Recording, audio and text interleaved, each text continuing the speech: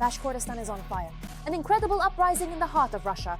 The region that the Kremlin had been turning into a meat reserve for years has finally exploded. Some Bashkirs are already going over to the Ukrainian Armed Forces, while others are joining the partisans, helping Ukraine. Urgent alert! NATO is on the brink of intervention. Hell has broken out on the northern borders. Finland is preparing a tough response to Russia right at this very moment, a sensation. Putin personally pushed Russia into the abyss, the moment when the Kremlin had its only chance to get out of the war without a catastrophe. The man in the bunker simply threw Trump's plan in the trash. Now Russia faces a chain reaction of disasters. The details will surprise you. Now that's a response. The F-16s have switched to a mode just for Shaheds. While Russian troops try to plunge Ukraine into darkness, the Ukrainian Armed Forces are launching a superweapon into the sky that turns Shaheds into burning wreckage in seconds. All this and more in our upcoming report. Hotspot. Shock. Bashkortostan has exploded. A region where thousands of Russians have died in the war against Ukraine is openly challenging the Kremlin for the first time. People are taking to the streets, Putin is in a panic, and the resistance is flaring up with unprecedented force. Some Bashkirs are joining the Ukrainian Armed Forces, while others are effectively shaking Russia from within. What is really happening in the heart of Russia? Watch. While the Russian regime intensifies repression and clamps down on any form of civil protest, activists are finding new ways to fight back. Some are fighting on the front lines as part of the Ukrainian Armed Forces, while others are carrying out dangerous work behind enemy lines, where every act of sabotage and resistance strikes a blow against Putin's system. The underground is called the underground for a reason. We only learn about its activities when some kind of action takes place. No to war, absolutely no to this war. Since the start of the full-scale war, the number of people willing to openly oppose the regime has been steadily growing. These are people with different political views and ethnic backgrounds. Russians, Belarusians, Georgians, Armenians, Chechens, Bashkirs, and many others, all united by a single goal, the overthrow of the Putin regime. These are all scattered people connected by different threads. Some connections are more successful, some less so. They are trying to stop the system. Russian news feeds are increasingly reporting arson attacks on military enlistment offices, sabotage of railway lines, damage to military infrastructure, and other acts of resistance. Little known About the partisans. Some say they are actively supported by Russian volunteers. Others believe this movement is autonomous and self-contained within Russia. There are a lot of them. The underground movement is largely like that, atomized. And that's understandable too. First and foremost, because the repression is so severe right now. Among the most well-known groups, a few can be mentioned. There is a group called Skrepoch. They claimed responsibility, for example, for the explosion at the FSB building in Rostov-on-Don. And in general, they originally started their activities in southern Russia. And accordingly, they carried out many actions there. Among those known to the general public is the BOK group, the combat organization of communists. They are responsible for many acts of sabotage on the railways, the so-called rail war. There's also another fairly well-known leader of a movement that has been officially recognized as terrorist or extremist. At this point, everything in Russia has gotten mixed up. Art Podgotovka, led by Vyacheslav Maltsev. He also claims that he has many partisans. And for example, This is a notable story, but there is very little information about it. This is the detonation at Detski Mir, near the well-known FSB building on the central Lubyanka, in which an FSB officer was injured. But the details about this explosion are also unknown. The authorities started telling us that it was some kind of helium tank explosion, which of course in no way can explain either the destruction or the number of dead and injured. Special attention should be given to the movement in Bashkortostan, the Bashkir Resistance Committee. Here, the intricate story is a bit more complex and involved. There are significant actions involving deliberate arson and powerful explosions targeting various organizations and establishments, as well as widespread mass protests that also flared up in the Republic, for which its purpose. Russian authorities specifically blamed this very particular committee. The activities of the volunteers from the company should also be noted. Bashkort who are fighting for Ukraine and at the same time building up an underground movement in their home republic which is actively expanding. In addition to the capital of the republic, Ufa, the fighters are sending their agents to the regions. There, local residents paint the unit's symbol, a letter that combines R and B, which stands for Rota Bashkort. In the city of Belebey, there are already especially many of these symbols. In this way, residents express their support and solidarity with the struggle for the freedom of Bashkortostan. Activists warn the pro-Russian authorities that they are closer than it might seem, and they urge local residents to be vigilant and cautious. According to information from the unit's fighters, more and more Bashkirs are ready to stand as one to defend their native region, supporting the resistance movement within the country. The underground movement persists, the underground movement is expanding. Another thing, as I already mentioned, in response to the previous question, this activity does not imply any kind of publicity. We see it clearly, we know this work. And by and large, it is widely understood that the various significant incidents that frequently occur within the vast Russian Federation do not typically happen without the direct and active involvement of those dedicated individuals who are operating clandestinely underground and bravely fighting against the oppressive Putin's government, indeed against the entirety of Putin's authoritarian regime. And this is only the small part of the resistance that is known about. Despite the repressive system and constant surveillance, the activity of dissenters continues to grow.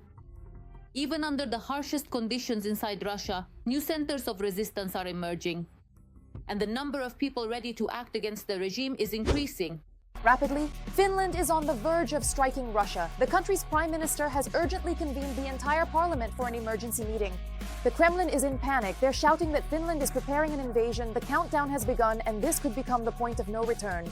NATO is actually entering the fight. All the shocking details coming up next. NATO is Russia's new neighbor. As of September 1st, the headquarters of the Regional Command of the Alliance's land forces has officially begun operating in the Finnish city of Mikkeli, according to the Finnish land forces. Mikkeli is located just 140 kilometers from the Russian border and a little over 300 kilometers from St. Petersburg. This decision is a clear political signal to the Russian Federation that Finland is a full-fledged member of NATO. We can consider this a reciprocal move by the NATO bloc in response to the construction of new military bases near the borders of Finland. This includes Kandalaksha, Petrozavodsk, and a number of other settlements within the Russian Federation. At the initial stage, the headquarters plans to accommodate about a dozen people. In the future, the staff is planned to be increased fivefold. NATO's headquarters is signaling to the Russian Federation the possible future scenarios for the development of events. At a time of escalating tensions directly on the borders with the NATO bloc, let me remind you, Finland joined the NATO bloc in 2023. And after that, the total length of the NATO bloc's border with the Russian Federation doubled and currently stands at 2,600 kilometers. The headquarters will oversee the Alliance's land forces in the northern region, coordinate the actions of national armies, as well as joint planning of exercises and operations. The new structure will report to NATO's Norfolk Command in the United States, which is responsible for the Atlantic and the Arctic. Recently, the Russian Federation has been engaging in provocative actions along the borders with the NATO bloc. This concerns not only land borders, but also accordingly maritime borders. This includes the incursion of a Russian vessel into Estonian territorial waters, the statement by the Russian Ministry of Defense regarding claims to the Swedish island of Gotland in the Baltic Sea, and the recent actions involving the jamming of GPS signals. Accordingly, the aircraft of Ursula von der Leyen. Finnish Defense Minister Antti Häkkänen approved the deployment for August 2025. Last fall, Häkkänen emphasized that the establishment of the headquarters in Mikkeli is a signal to Moscow. Finland is a full-fledged member of NATO. The alliance plays a key role in ensuring its defense. NATO took advantage of the current situation in the post-Soviet space. Accordingly, no one asked the Russian Federation for permission regarding Finland and Sweden's accession. No one asked. Essentially, the point was that Finland's accession to NATO marked the end of its 75-year status as a neutral country. The main reason for Finland abandoning its long-standing neutrality and joining NATO, the Russian invasion of Ukraine. Threatening to prohibit the expansion of the military alliance, the Kremlin dictator launched a war in Ukraine where for the 4th year he has been killing people and destroying their homes. And right under his nose, or more precisely, right at the border with Russia, unnoticed. For Putin, that very NATO crept up, expanding its scale and spheres of influence. Breaking news. Putin signed his own fate, threw Trump's peace plan in the trash and sent Russia straight to hell. That was his chance to lift all the sanctions, break the unity of the US and Europe, and get away with everything. But for Putin, that wasn't enough. He became convinced that he could take even more by continuing the bloody war. But what could all this lead to for Russia? Now watch. He started this war as a historic mission and a project to restore the empire. Everyone must admit, and I've said this before, that the collapse of the Soviet Union was the greatest geopolitical catastrophe of the century. And he has turned Russia into an economic, geopolitical, and human catastrophe. I have made the decision to conduct a special military operation. Today, Vladimir Putin is trapped in his own snare. And the longer the war drags on, the more obvious it becomes. He has no way out anymore. While the front has stalled, Moscow is desperately trying to present tactical reshuffles as strategic victories. Behind the closed doors of the Kremlin, a much more significant episode has taken place. As The Guardian columnist Simon Tisdall writes, last week US President Donald Trump, for reasons still unknown, offered the Russian dictator a lifeline in the form of a preliminary agreement that effectively rewarded aggression. On the table in Moscow lay a document that gave the Kremlin exactly what it had started the war for in the first place: control over part of Ukrainian territories. But Putin, plagued by neo-imperial fantasies and problems, ultimately said no. He believes he can get all of this and even more by continuing the fight. He convinced the fool Trump that Russia's victory is inevitable, and the scheming Europeans are the real belligerent elements. However, his assumption is fundamentally mistaken. Almost 4 years into the Great War, but what was once the world's second army is still bogged down where it started. Meanwhile, everything that was still holding together inside the country is collapsing. After 2 years of artificial growth fueled by military spending, Russia's oil and gas revenues have plummeted by 27%. Inflation has reached 8% and interest rates are above 16%. At the same time, state monopolies are drowning in debt, foreign investment has almost disappeared, and the cost of importing strategic goods has risen by 122%. Prices for domestic alternatives are rising for the population. The Russian economy now consists of two parts. As I say, two systems, the military and the civilian. That's exactly how it is. They operate under different rules. The military sector receives free money from the budget. And by the way, it also receives preferential loans at a reduced rate. Meanwhile, the civilian sector lives with the loan rates set by the central bank. These are two different parts of the economy. But the problem is that the military burns through budget money, while the civilian sector brings money into the budget. But what's happening is that the entire Russian economy is shifting toward the military sector, while the civilian sector is shrinking. This means that the budget's revenue base is shrinking, while spending on military purposes is increasing.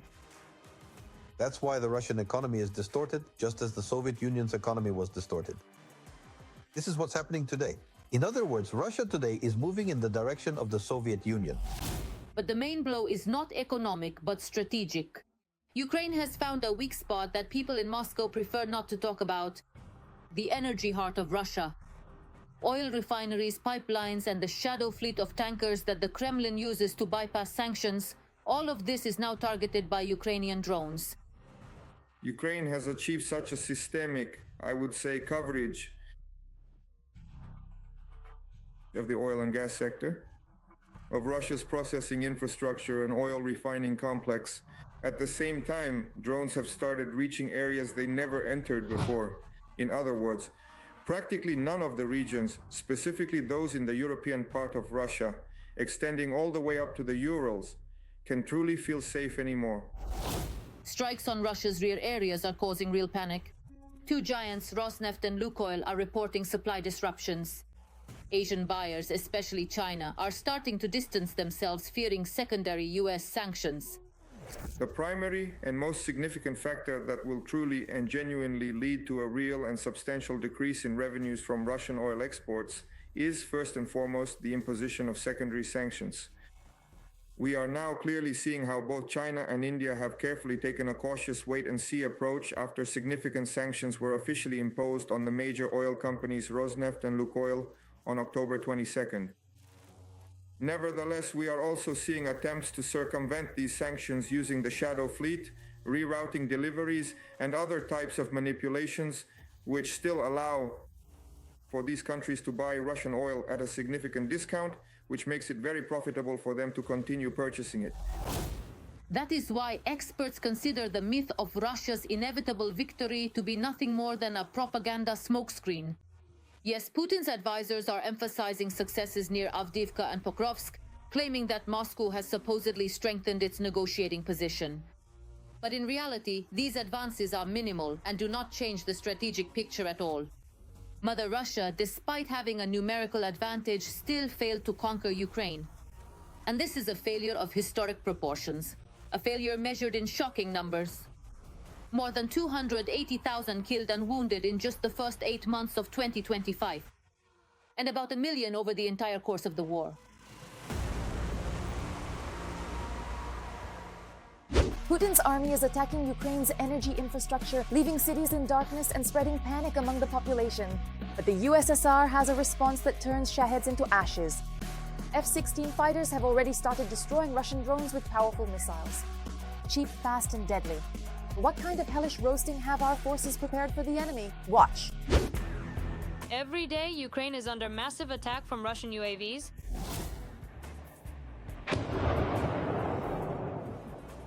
The drones are launched both at critical infrastructure and at civilian targets. But Ukraine now has the best way to counter Russian attacks. F-16 fighters have started shooting down Shaheds using APKWS-2 missiles with laser guidance. They can practically, let's say, operate at the moment of so-called paired use, that is, one aircraft illuminates the target and the strike is delivered. Laser target designation, and accordingly the second aircraft can engage the target. This is quite remarkable, especially considering that the Russians have started using the principle of paired drone launches, that is, several dozen at once and in several waves. Previously, the effectiveness of missiles against drones had already been proven in Ukraine, but when launched from ground-based systems. And now the system works in the air as well. Moreover, the Russians note their high effectiveness. This concerns not only the destruction of Geran 2 and Geran 3 drones with jet engines, but primarily reconnaissance drones. This was the main threat to the Ukrainian defense forces. Reconnaissance drones operated outside the range of air defense systems flying at altitudes of 5,000 meters and thus posed a serious problem for the Ukrainian side. The main advantage of these missiles is their price. Previously, to shoot down a single drone, they used missiles costing $1 million. But now the effectiveness is the same, while the price is several times lower. Let me remind you that a missile for a short and medium range surface-to-air missile system, the cost is about $100,000. Missiles for Patriot air defense systems cost about $1.5 million. These particular missiles, specifically their remarkable ability to be effectively utilized primarily against various types of attack drones and reconnaissance drones, that is indeed the main and most crucial point. This significant advantage makes it entirely possible to substantially reduce operational costs while simultaneously maintaining a highly effective and robust air defense system. It was previously believed that Ukrainian F-16s would receive such weapons, but that won't happen anytime soon. However, unexpectedly, one of the partners provided Ukraine with special equipment that allows the use of such missiles. This is accordingly an American development. Either the American side or European partners, but with a solution originating from the American side. The very fact of transferring these strike assets already scientifically disproves it. The claim that the American side has suspended the expanded nature of military technical assistance to Ukraine. In other words, this is an element of military political pressure on the Russian side. And note that the transfer of precisely American strike assets coincides with the intensification of the negotiation process. The main question is whether this will change the situation in the skies, since drones remain one of Russia's main tools of pressure. They are launched in series, in waves, trying to overload air defenses. Not a single air defense system provides a 100% guarantee.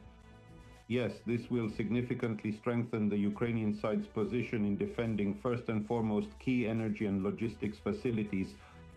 But to say that this is an absolute panacea, no, that does not reflect reality.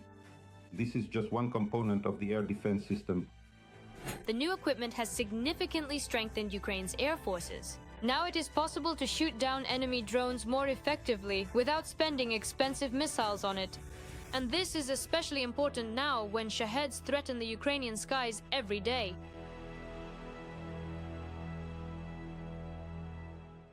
Every voice matters. Join our community, support independent journalism and help us bring you the truth from Ukraine. Become a member of Ukraine Today. Join us now. Shock! The global threat is growing. The Kremlin and India are secretly forming a drone alliance that could change the course of the war. Moscow is already waving the golden package in front of New Delhi. Transfer of military technology, combat experience, and access to developments in exchange for launching the production of deadly strike drones. What does this mean for Ukraine? Watch. Good afternoon. The Russian Federation is becoming increasingly dependent on India.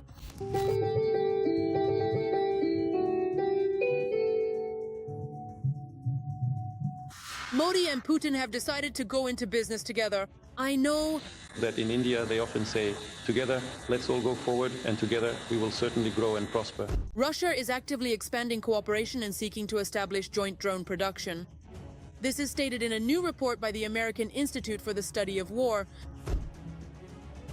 The Kremlin is considering expanding joint weapons production in India to include drones, which Russia will very likely use on the battlefield in Ukraine, possibly in exchange for Russian technological innovations and lessons learned in Ukraine.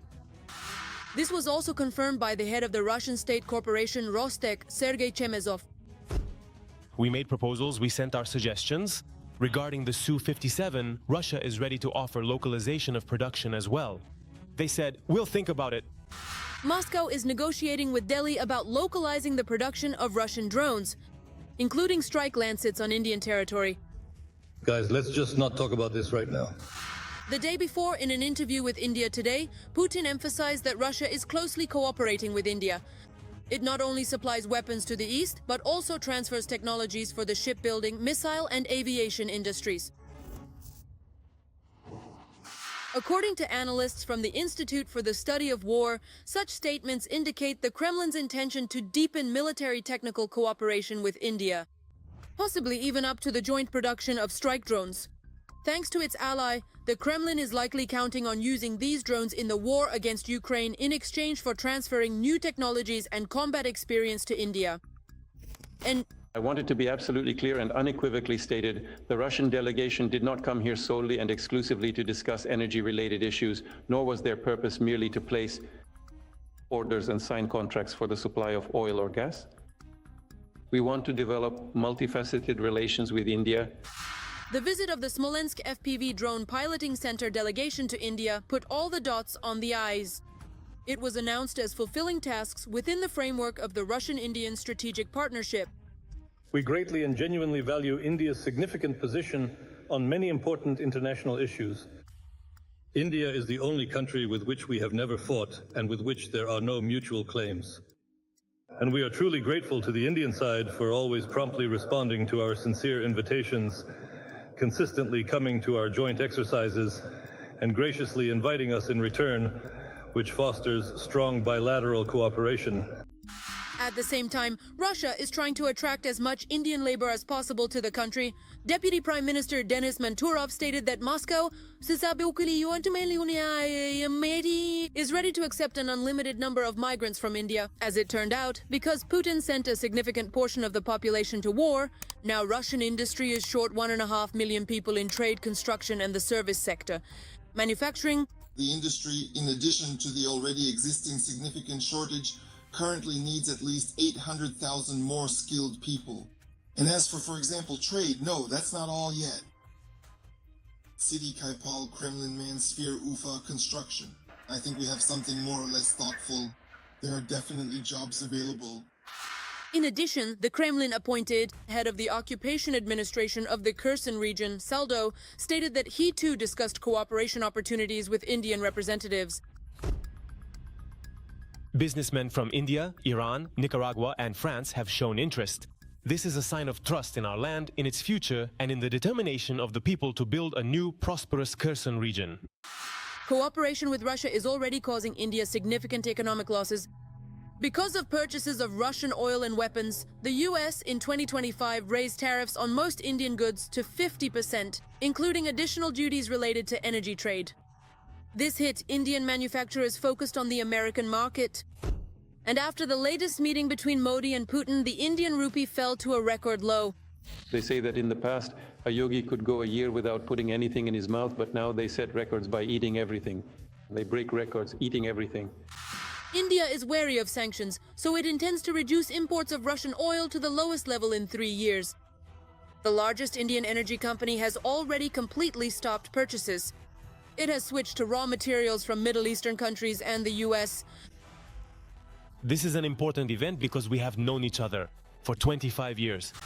The media reported that during Putin's visit to Delhi, he planned to discuss the purchase of Russian fighter jets and air defense systems. India has also agreed to lease a Russian nuclear attack submarine for 10 years at a cost of $2 billion.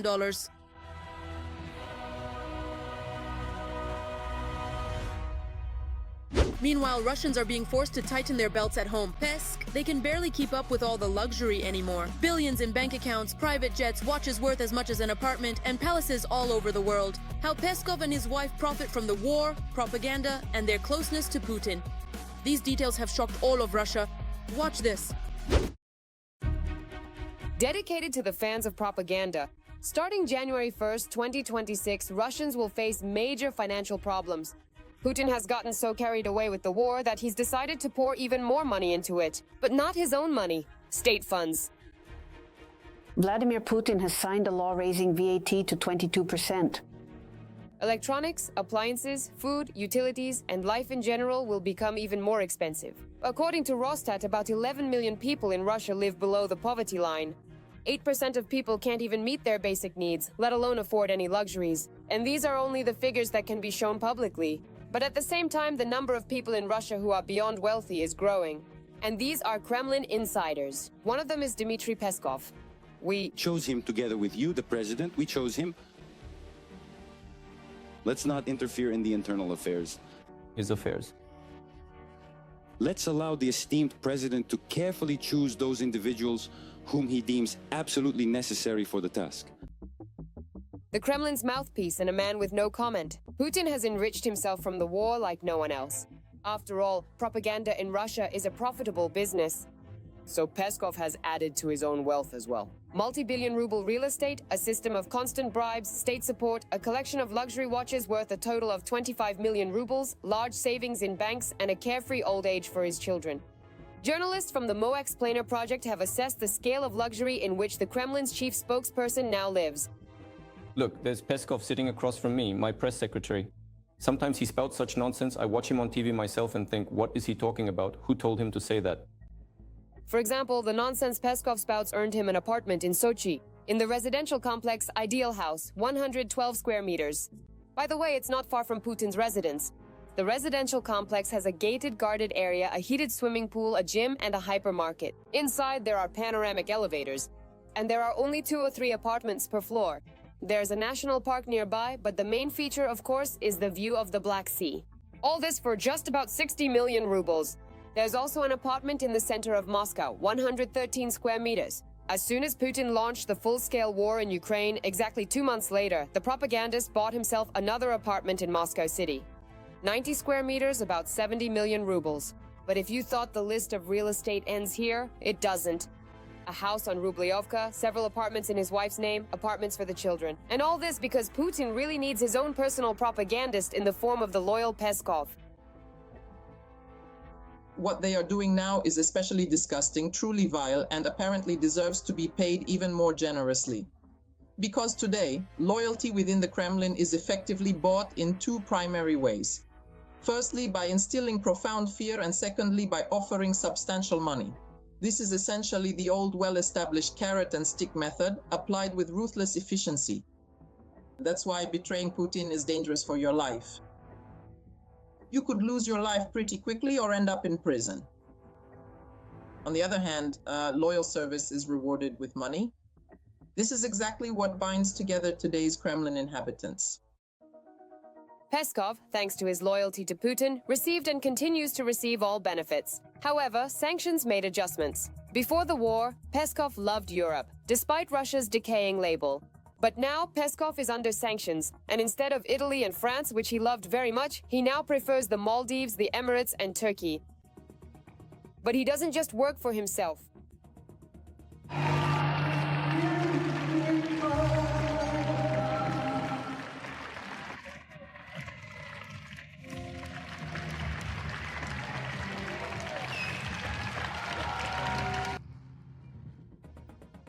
Government contracts for his beloved wife are also in place. October 3rd, 2025. On that day, school children all over the country were given cards called Pride of Russia during a lesson called A Conversation About Important Things. Inside was an assignment to match a person with their achievements. The first one listed was Tatyana Navka, a figure skater who, of course, has won all sorts of prizes in ice dancing. But after marrying Peskov, she is better known as the wife of a multimillionaire. We're just lucky that we're both busy people. I have my own beloved profession, which is my life. I have children, a family, a home there. Dmitry Sergeyevich also loves his profession. He feels right at home in it, like a fish in water. If we tried to count all her real estate, we wouldn't have enough time before the end of the broadcast. She prefers to travel between her apartments and houses in a Mercedes, with the license plate number 001, and it's even from the Special 77 series. That includes the Kremlin and the Federal Protective Service. As journalists have discovered, as of early 2025, Navka has 2.4 billion rubles on deposit at VTB Bank alone. Just the annual interest from all her investments amounts to about 340 million, and that's not counting salaries, fees, or Kremlin grants. Yes, despite conflicts of interest, she receives money from the state. That's almost 80 million rubles right there, just for 2025. Why not? It's just, my God, what's the big deal? Everything is just getting started today, you see? Not only the wife, but Peskov's children are golden too. Peskov's eldest son, Nikolai, as Navalny's journalist found out, wasn't hiding it back in 2017. A love for expensive parties. He also owns real estate, luxury cars, and has over 100 unpaid traffic fines. He likes to speed too. Interestingly, at that time, Nikolai was living in Britain under the surname Holes and was convicted there for assault, spending over a year in an English prison. After the start of the full-scale war in Ukraine, Peskov's son returned to his homeland. Already in 2023, Nikolai Peskov got a job at the Roscongress Foundation. This foundation organizes the very same St. Petersburg International Economic Forum. Just for working there, he earns between 100,000 and 200,000 rubles a month. Peskov's younger son, Mikhail, spent his entire childhood in France. In Russia, he enrolled at MGIMO. After the sanctions, he swapped Paris and other EU cities for Turkey and the Emirates. And 27-year-old Liza Peskova already has her own business. She also lived for many years between two countries, Russia and France.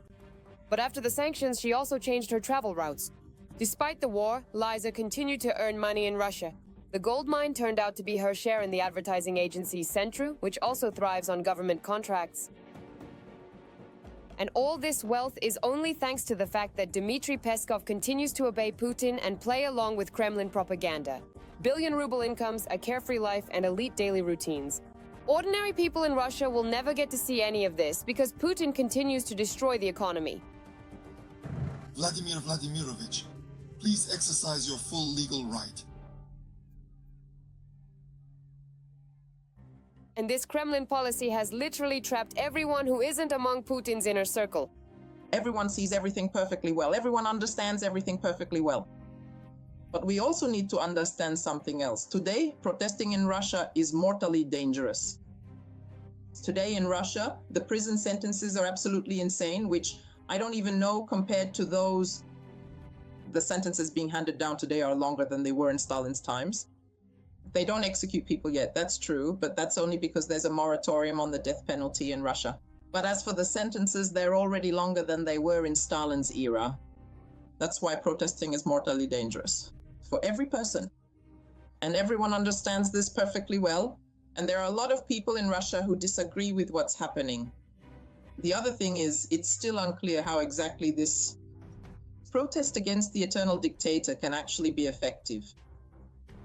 But as soon as such an opportunity arises, I assure you, everyone will be very surprised by the number of protesters we will see. But for now, there is no such opportunity. All of the people's money is going to the war, which has already destroyed most of Russia's population. According to Russian opposition media, more than 150,000 people have already died in Ukraine. The highest number of casualties is from Bashkortostan. To be against means prison, to be for means to be left with nothing. A choice without a choice. And while in Russia, those living below the poverty line are being forced to have children, Peskov's children continue to increase their wealth. So much for the great superpower. That's all for now. And for more breaking news from the front, tune in to the next episode.